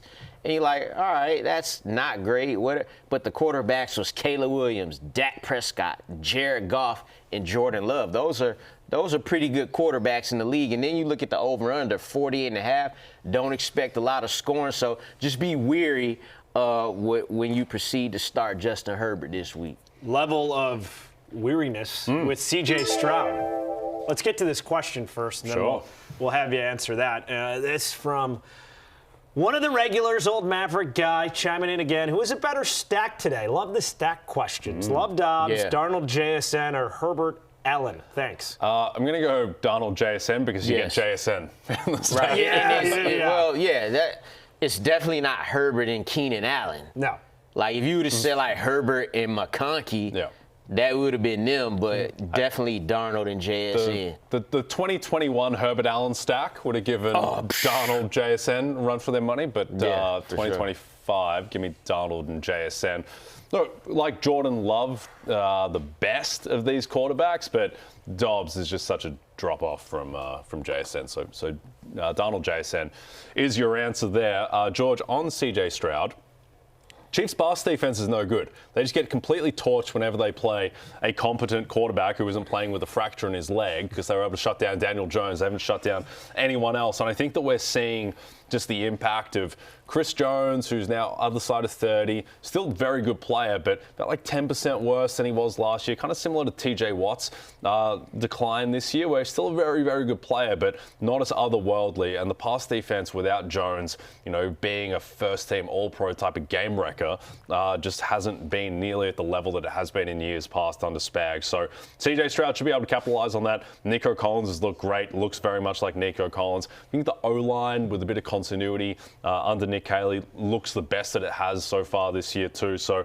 CJ Stroud, he's getting a lot of volume too, 3 straight games of 35-plus attempts. So Stroud, a reasonable QB2, I think. Yeah. Way to temper expectations. No, I agree. Reasonable QB2. Yeah. That's fair. It's a lot of build up to a kind of not an amazing payoff. to soften the blow on the back end. Don't need to soften the blow with our running backs 1 through 10, and these players have been carrying teams throughout the season. How about Devon Achane? Ascended all the way up to number 1. Shout out to him, man. He's having a massive season for a Dolphins team that hasn't been great, but they've been on a recent run. James Cook 2, Jonathan Taylor 3, absent Jahmyr Gibbs, who already played on Thursday night. 11 through 20. And this guy lived in the top spot in the rankings a year ago, and that would be Saquon Barkley. When's it going to happen, Jay? Never. I don't know. He's got 1 game with more than 13 fantasy points since week 6, and I get that the Eagles' offense is dysfunctional around him.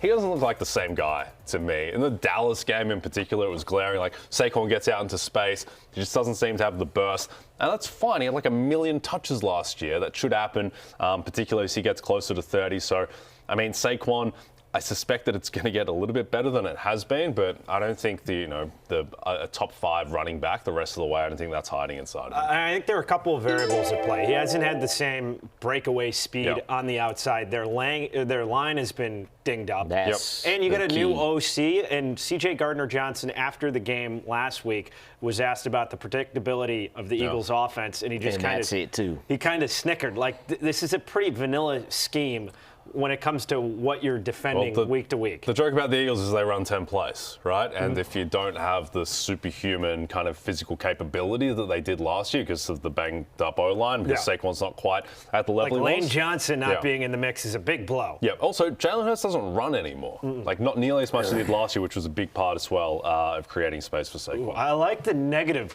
questions here from Tori Echeverria.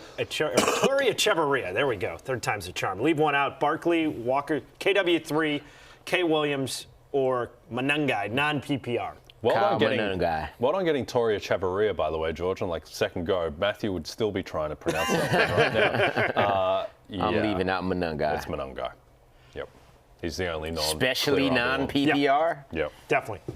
Yeah. You got to see who's the dominant ball carrier in that backfield. And Manungai, we have seen random weeks with Swift in the mix where he has 8 carries, and you're not going to have weeks where both guys go for over 100 yards on the Bears. It was the first time in 40 years. Yep, agreed. So way more of an anomaly that's probably not replicable week to week. 11 through 20, we're continuing with these ranks on the running back side. And for the Steelers pass catchers, big area of concern. How about with Jaylen Warren out of that Steelers backfield? It's crazy. I'm about to mention Jaylen Warren right after Saquon Barkley here. They're in the same bucket. But yeah, Alabama, Miami, Notre Dame, Saquon, Jaylen Warren. Look at us. Who would have thought? I'll say this. Jaylen Warren is the guy on that Steelers offense that you feel the most comfortable starting. And before I continue that point, let's answer 40 minus 52 question. Fate of the universe on the line. Devin Neal versus Jaylen Warren. Wow. I'd root for an alien abduction, but probably Jaylen Warren. Yeah, it's Man, I would go Jaylen Warren. Even though the Steelers are what they are, still a better team than the Saints. But 40 minus 52. Only one running back has rushed for more than 70 yards against these Ravens in the last 8 games. So that's tough there. We know Jaylen Warren, not historically, but since he's been in the league as a pass-catching running back who could do that, but he has no more than 2 catches in a game all the way back since week 7, no more than 70 rushing yards in a game since week 6. So you might need that touchdown, and it's going to be tough to get. So just have those expectations when going up against this Ravens defense. Temper expectations for sure, but if you're looking at Devin Neal, the last time the Saints played the Bucs at home, they lost 23-3. So range of outcomes. Yeah, then that's why we go Warren there. Yeah, it could be where the Saints offense doesn't even score a touchdown this week. Now it's the Tyler Shock show, though. A bit more explosivity. I'll put him in the Hall of Fame according to the internet. He's a Hall of Fame. Shucky? Marginally better than Ratty Ice. He's better. Yeah. Wide receiver ranks, top 10. What do you think of Puka over JSN 1-2? Controversial. Yeah, no, I would have JSN. I know he took the under on him, but I think that he has been pretty clearly the best wide receiver in football this year. Because Puka's touchdown equity has been completely devoured by Devontae Adams. Yeah. JSN, you're at least getting that touchdown share in that Seahawks wide receiver core. Agreed. 11 through 20, and this is another crime that Justin Jefferson, week to week, can't even crack the top 10 because of who the Vikings have had under center. Yeah. It's wild that Justin Jefferson finds himself outside the top 10, but I do think that, the matchup is about as favorable as it gets. The Commanders give up the 4th most receiving yards per game to wide receivers. The issue is that his quarterback can't throw him the ball accurately. But I think that Jefferson, you still have to start him because there is still the scope for him connecting on a deep ball against the Commanders. And at that point, you just feel atrocious that you bench Justin Jefferson. So I think you just have to roll it out and suffer the pain. You just have to keep gritting it out week to week and hoping it finally pops. How about Maggie Musakia, 76-64. Musachia, probably. Guillotine Final 5. This is where it's getting tight late in the season with these guillotine leagues. Projected to lose by 2 points, need help, half-point PPR. Do I start Higgins or Jefferson? T. Higgins. In the flex. Yeah. Snow game in Buffalo. Higgins, because I think it's a question that lends itself well to guillotine, where you're searching for floor. Justin Jefferson, with J.J. McCarthy as quarterback, could be 4 for 37 and no touchdowns. That's very within the range of outcomes. You mean Justin Jefferson, 4 catches, 37 yards, or J.J. McCarthy completed 4 for 37 passes? Either way. Okay. Either way. T. Higgins is going to be in an absolute shootout against Buffalo, where the total is 53.5. Even in the snow, Joe Burrow looked very good relative to expectations. His first game back, and the Bengals as well. They're 6-point dogs, so you expect they're going to need to throw. It's back to the Chase and Higgins-Burrow offense, so T. Higgins is the choice here. We've seen some high-scoring snow games over the years in Buffalo, and we've seen the Bengals have a high-scoring playoff game in Buffalo. Snow don't mean nothing to that don't mean nothing. And snow games can have different impacts. It just look crazy. Because we got a snow game in Cleveland, but I believe there's some wind. That number is 33.5. Yeah. Bills-Bengals. 3 more touchdowns. It's 54.5, 21-point delta. To be fair, Allen and Burrow. There's a lot of factors. There's a lot of factors Cam there. Ward and Shedeur Sanders. Even if you take out the quarterbacks, right? Look at the teams. Then you add the quarterbacks. It's like, come on. You dive into the details, there's more to the equation, you guys are saying. We finally got to get to our tight end ranks, 1 through 10. I said Tyler Warren would go over 4.5 receptions, and we got Tyler Warren and the Colts as we have those rankings popped up. Tyler Warren clocking in at number 3, just behind Trey McBride. And how about that week back for Brock Bowers? Man, did he look good for the Raiders. Yeah, he's a monster. Tyler Warren, who's had a little bit of a quiet stretch, he effectively, outside of Jonathan Taylor, won them the game in Atlanta with some clutch connections with Daniel Jones, but he's been quiet since then. And he was dealing with an illness against the Texans. Jones has been immobile the past 2 weeks. I think that he'll get right against the Jags team that gives up the second most receptions per game to tight ends this season. I know it's raining, but I think that Warren will bounce back. Tyler Warren, by the way, plus 600 for Offensive Rookie of the Year, and an award that no one wants to win. He could be a second-team All-Pro tight end. I like it. I think Tyler Warren, I think that he should be more clustered with Tet and Ibuka and Dart. Agree. I could buy that for Dalton Kincaid, who is inside the top 10 in his return. You like where he's slotted in those ranks based on the shootout 100%. potential? Now that we know he's playing, he's good to go. He gets these Bengals who allow the most fantasy points per game, 2 tight ends, and it's not just, blow-up games from the beginning of the year. The Cincinnati Bengals in their last 4 games have allowed tight ends in average of 122 receiving yards per game. That's the last 4 games. Tight ends have been going off, whether it be Colston Loveland, Darnell Washington, Hunter Henry went for 115 on him. When do we know Hunter Henry go 115? So Dalton Kincaid, this is your time to shine, buddy. Dr. Denny should be in the house for this question. Half PPR, flexual frustration here. DJ Moore, Jaden Higgins, Gainwell, or Kincaid? I'm going Kincaid. Yeah, I think it's between Or DJ Moore. One of them. But I'll go Kincaid. And DJ Moore. I'd probably slightly into DJ Moore, but I think it's flip a coin between those two. Yeah, I'd go 60-40 DJ Moore, Yeah. but you got a viable case for Kincaid, especially if you're just going off that implied game total, and we're thinking this could be a high-scoring 31-24, 38-31 type game in Buffalo. We'll see if that, of course, holds true. So we got 11 through 20 now, and this guy's been a fantasy darling as we got just outside the top 10. Mark Andrews, over the years, has been Mr. Touchdown for the Ravens. Just signed a big extension as well for Baltimore. Yeah, so he will be there. And, last week he actually had a non-fluky game where he caught 2 passes and a touchdown. Last week, he caught 4 of 6 targets for 47 yards. Now, if you just add the touchdown with that, we're solid. It's his best game, believe it or not, receiving-wise, since week 3.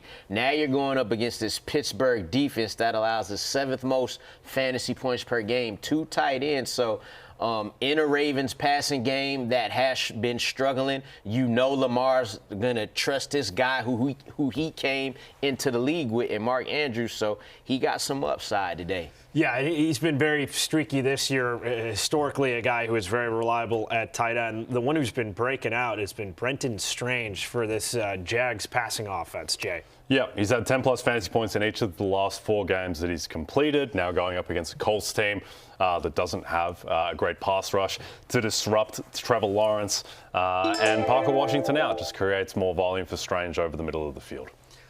Another question here, and from our pal Jonathan Medici. Nice to have you joining us, one of the regulars that we hear from here on Fantasy Football Pregame. Lost Laporta, Strange or Waller rest of season? It's Brenton Strange. I'll just go Strange. Yeah, Waller but maybe has arguably more touchdown equity, but everything else and overall, Strange is the choice.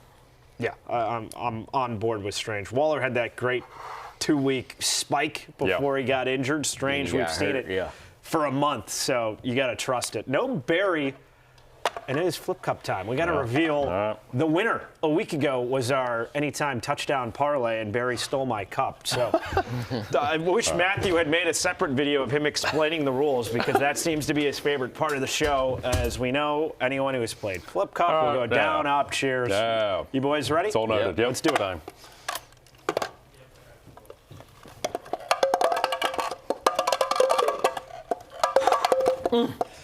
Bang! Keep going. You got to take it to the house.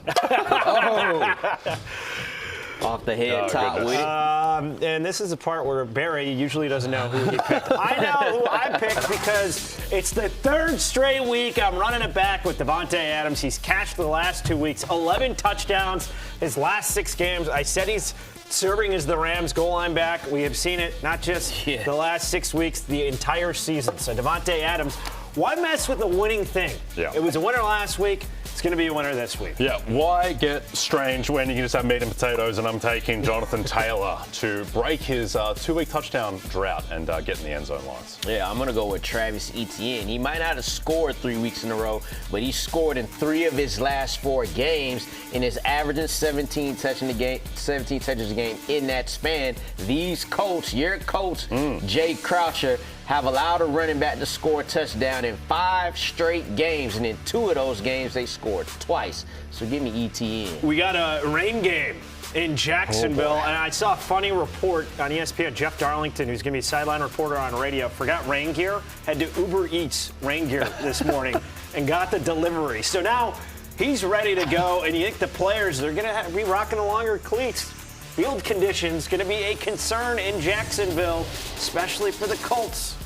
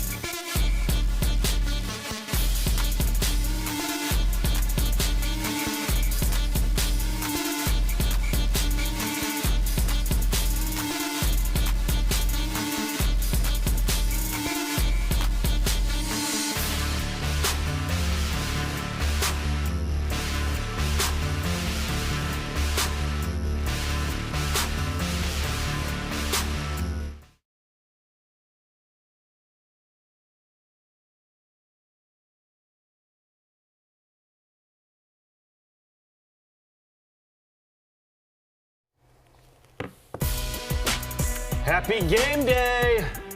Michael Pittman in the house. The hashtag Pro Bowl vote's already starting up. You know, it's that time of the year when the social media accounts are pumping out Pro Bowl hashtags. Yeah, today. there's a lot of players as well. Was that Franklin? Yeah. Beer goggles, for those in the know, 1 to 5 beers. What will it take for us to start these players this week? Colts at Jags, Michael Pittman, we just saw walking in the house, but you said Alec Pierce is the Colts wide receiver 1. So how many beers would it take for you to start Pittman? Just 2 beers for Michael Pittman. One benefit of Daniel Jones being unable to move is that he only throws the ball now. There's no rushing plays for Daniel Jones. And I thought that he threw the ball pretty well against Houston. So Michael Pittman, who is Jones' safety blanket still in the wide receiver room. Pierce, I think he's the best wide receiver on the team, but doesn't get a huge amount of targets. There's a lot of deep balls. Pittman's still the guy over the middle. Over to Brian Thomas Jr., Lawrence. It's been ugly.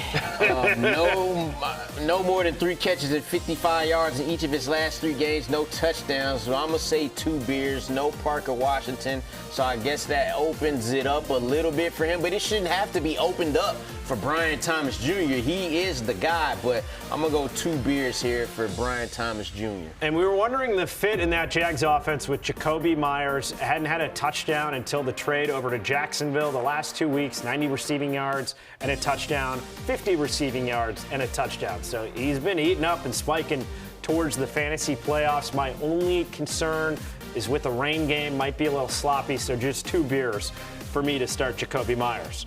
How about the Saints and the Bucks? Another game in the Sunshine State in Florida. Emeka Egbuka for you, Jay. 3 beers for Emeka Egbuka, right in that Michael Pittman type of range. The issue with Egbuka is he had 1 good game in 2 months. So with the emergence of Chris Godwin, as well the fact that they're 8.5-point favorites, I think you can still start Egbuka, but he's more of a flex option at this point. Saw some burst out of Chris Godwin for the Bucks in his last go. How many beers for you? The same as Egbuka, 3 beers here. Caught 3 of 5 targets for the 78 yards that you speak of the explosives. So it's there, but Baker hasn't thrown for 200 yards in his last 3 games. So that's the worry here. Can the Bucks passing offense get right? So 3 beers for Chris Godwin. A lot of people in the chat among the regulars had questions about Devin Neal as a viable flex play this week for the Saints. So here's what I'm going off. He got his first start last week, 14 carries, 47 yards, caught all 3 targets for 22 yards. Decent enough volume there, 17 total touches. What I like with the matchup, Bucks allowing the 9th most fantasy points to running backs this season. So just 2.5 beers to start Devin Neal. Seahawks and Falcons. Darnell Mooney has been such a fantasy disappointment this year, especially with Drake London out. You thought he could be the #1 option in that Falcons offense. Hasn't been the case. How many beers? No. 4 beers for Darnell Mooney. Has 1 game all season with double-digit fantasy points. He is technically a wide receiver 1 on an NFL team, but once you get past that sentence, there's just nothing really to hold on to. Bijan Robinson takes up so much work. Even Kyle Pitts does, and it's a brutal matchup against the Seahawks. So 4 beers for Darnell Mooney. You speak of the man, Kyle Pitts. How many beers for you to start him, Lawrence? Just 2, actually, because he is the wide receiver 1 right now for the Falcons. Caught 7 of 8 targets, 82 yards last week against the Jets. Mentioned that earlier. That was without Drake London in the game. So I expect much of the same, which a Seahawks defense who is a great defense, but not as much as against the tight end position. How about Sam Darnold for the Seahawks? If you're starting him, and I have him rostered in a couple leagues, but he is riding the bench. Why? He's had single-digit fantasy points 3 of his last 4 games. You need to see it with Sam Darnold, who has had this slide over the last month for the Seahawks. I'm going not 1, not 2, not 3. 5 beers, skipping 4, going right to 5 beers. Look at you, George. If you're starting Sam Darnold this week, I would need to be housed. You gotta have a better option than Sam Darnold until you see him start to look like the player we had the first couple months of the season, who was very fantasy viable during that stretch. Last game, Broncos and Raiders. Tale of 2 teams. Broncos with 10 wins, Raiders with 10 losses at this point of the season. How about Bo Nix for you, Jen? Yeah, nothing really makes sense about Bo Nix at this point, but I'm just going to go the 2 beers for Nix. I understand that he wasn't very good when he played the Raiders on that epic Thursday night game that ended 10-7, but in theory it is still a favorable matchup, and he can't be worse than he was in that game. So Bo Nix with his legs and with the fact that he showed strides, I think, against the Commanders last week, just 2 beers. Next player that we're getting to, R.J. Harvey, who's the main ball carrier in that Broncos backfield. How many beers? Yeah, I'm kind of feeling the same way Jay feeling. I'm about how he felt about Bo Nix. So I'm going to go 2.5 beers here for R.J. Harvey. Hasn't rushed for more than 35 yards since he's become the starter. Thing is, you need those touchdowns, and he'll have a chance to do that against a Raider defense that's better than you think, but still not great. Broncos will give R.J. Harvey a chance to get in the end zone.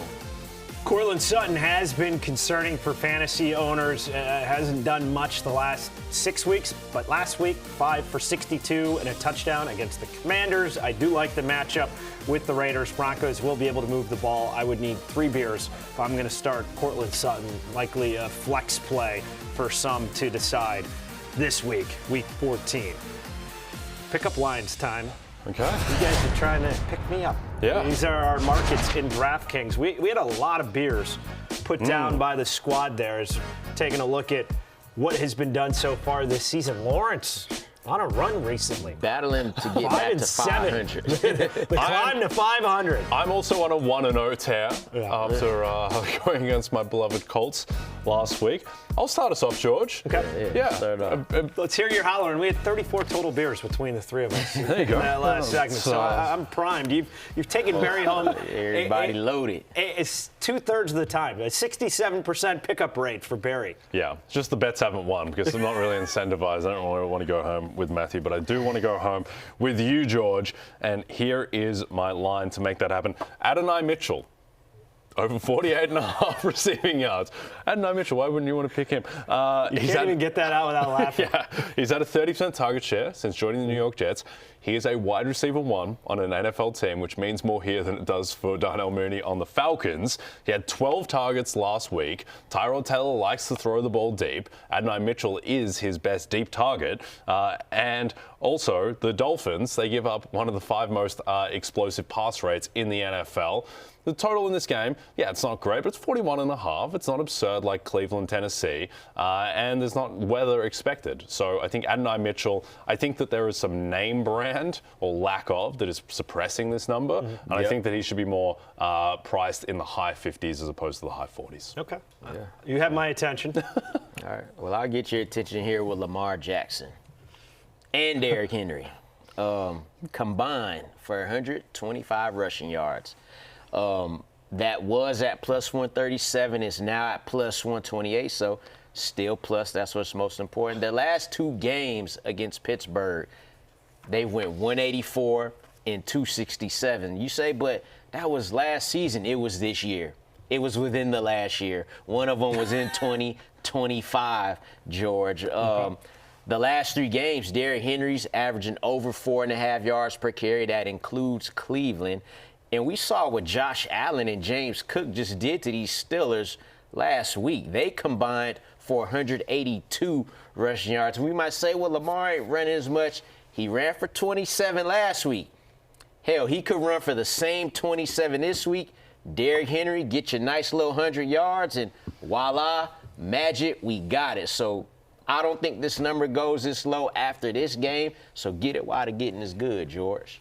I actually like both of these bets as plays. That's what Barry says all the time. Yeah, I know. That's the Barry, chalk line that he says. But I would actually play, because A.D. Mitchell just had that 100-yard game. For this, I could see Lamar going for 25 yards, and then King Henry has to get 100, and it's going to be positive game script.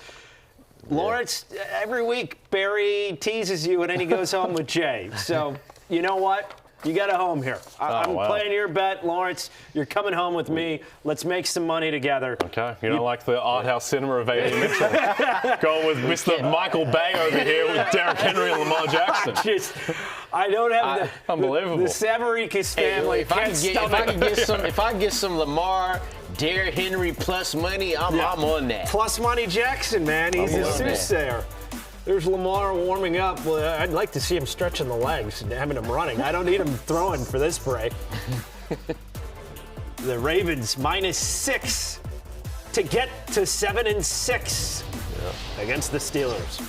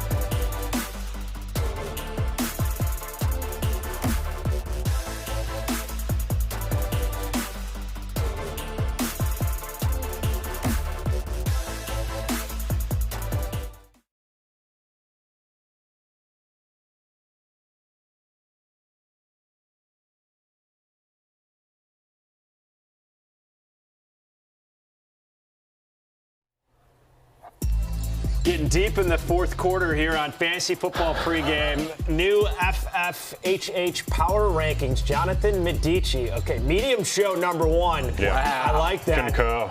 Jimbo Croucher 2, Plus Money Jackson 3, Jay. Connor 4, Steven 5, backup producer Pete 6, Adam 7, Stupid Dev 8, Alexa 9, Kevin 10, 11 Savvy, others receiving votes, Barry. Wow, you got hard done by there. You're the Notre Dame of those rankings. Yeah, I got boxed out of the playoffs there. Unbelievable. What a fall by Notre Medici. Dame George. How did I wrong Medici? But clearly on his naughty list. Unbelievable. All right, what do we got here? Half-point PPR, pick 2 out of 3, Olave, McConkey, Aaron Jones. Help! First 2. Yep. Chris Olave, McConkey. Yep. No, I agree. Aaron Jones with the health concerns. That from Daniel Clayton, and we're getting to questions as we round out the show here for the Crouchler. How about you take this, Jay? Yeah, from Ryan McGlynn, 8684, our Lord and Savior, Alec Pierce in the rain, or Mitchell or Jaden Higgins at the flex, full PPR, or even DJ Moore. Ryan, as you know, I am a God-fearing man. Alec Pierce. I'll take him in the rain. God-fearing man who's been called soulless before. yeah. To be clear, my God is Alec Pierce. And I believe in the rain as wide receiver 1, I'll take him over. I've had no Mitchell, clearly, but Alec Pierce is a different tier of player. Well, I'm glad I went home with Lawrence then, because your Adonai Mitchell Alec conviction Pierce is going to get paid $100 million. was fleeting at best. The future 2090, full PPR, Shaheed or Knight? It's Bam Knight. I'll go Bam Knight here. Don't love anything else in that Seahawks passing game outside of Need to see a JSE. lot more from Rashid Shaheed before starting him over someone who is an RB1 for his team. It seemed like it was going to be a smooth transition given the familiarity with the Kubiak, offense. With Clint Kubiak, and just hasn't materialized whatsoever. What watched Charlie, full PPR, Vidal or Jaden Reed? Oh, my. That is a deep cut. I would go Vidal here, though, still. I'd go Vidal as well. You figure, like, Jalen Reed's been out for so long. He got injured in week 2? Yeah. He got injured against the Commanders? Yeah, I'd go Vidal. Another question here, and this is a good one. Which 2 should I start out of? Ibuka, Devontae Smith, or Adonai Mitchell, non-PPR league, old school, 1 point per 25 yards. Win, I'm in playoffs. Lose, I'm out. Hashtag Lawrence Jordan 11. Respect. Yeah, we do Rocking a little the something. 11s? Yeah, man. Oh, there we go. MJ. Devontae Smith is the first choice. I would go Adonai Mitchell over So Ibuka. look, I will go Adonai Mitchell too because of the big playability. Yeah. When you're talking about what was that, a standard league? Yep. Yeah. Wait, 1 point per 25. I've never heard of one. I've heard that for quarterbacks. Yeah. For Okay. receivers. So then give me. Yeah, I'm with you. Devontae Smith, Adonai Mitchell. Yep. Okay. We got last call, and this will be bar trivia time, and something seems way more organized and on schedule than normal. Can't think of why, but it's on the tip of my ankles. What do you guys think there? I can't figure it out either, but as we get to this last call in these bar trivia stands, you see the absent Matthew Berry is well ahead of me and Jay, who battling just to get back to 500, but he's got his answers here. Well, I like Matthew's not on the show. He's not. Gave his little video off the top. Didn't want to be part of anything else, but he wants to protect his bar trivia lead. Right, so maybe because I'm when I was Matthew off the show, Berry's I didn't puppet. get that. We got 90 seconds. Let's rip through these. More scrimmage yards. Bijan or JSN? Bijan. Barry says JSN. More fantasy points. James Cook or Jamar Chase? Cook. James Cook. James Cook for Barry. More passing yards. Cam Ward or Shadur Sanders? Cam Ward. Shedor. Shador, Barry as well. More receiving yards. Justin Jefferson or Terry McLaurin? McLaurin. Terry McLaurin. And McLaurin all around the board. More rushing yards. Devon Achane or Breece Hall? Achane. Devon Achane. Achane also. More receiving yards. Emeka Ibuka or Chris Olave? Olave. Olave. All Olave. More passing yards. Trevor Lawrence or Daniel Jones? Daniel Jones. Lawrence. Lawrence. More fantasy points. Zay Flowers, DK Metcalf? Flowers. Zay Flowers. Flowers as well. More total yards. Genty or RJ Harvey? Harvey. Genty. Harvey. More fantasy points. Caleb Williams, Jordan Love? Love. Jordan Love. Williams. More passing yards, Stafford or Brissett? Stafford. Stafford. More receiving yards, and Stafford as well. More receiving yards, Nico Collins, Rashee Rice. Rashee Rice. Rice, our last one. Fantasy points, Lad McConkey, Devontae Smith. Devontae Smith. McConkey. All right. Another week in the books. Jay Croucher, Lawrence Jackson, George Savaricas, and holding down the fort for Matthew Berry. Go get a win, week 14. We're out.